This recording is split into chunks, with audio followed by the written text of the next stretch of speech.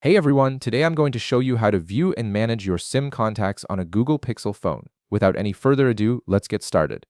First, you'll want to tap on the Contacts icon to open your Contacts app.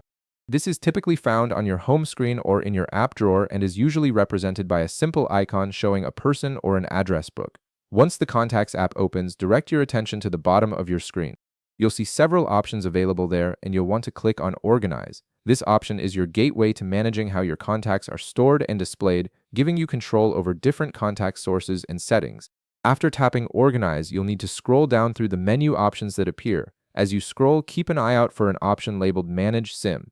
This is the specific feature that allows you to access and control the contacts stored directly on your SIM card, which is separate from contacts saved to your Google account or device storage. Go ahead and tap on Manage SIM.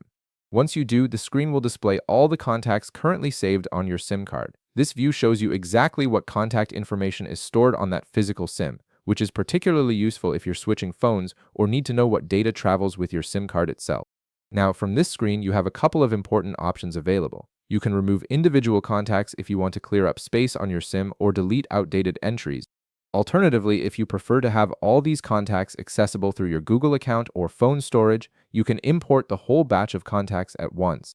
This import function is especially handy when you're setting up a new device or want to back up your SIM contacts to the cloud for safekeeping. And that's it. You now know exactly where your SIM contacts are stored and how to manage them on your Google Pixel.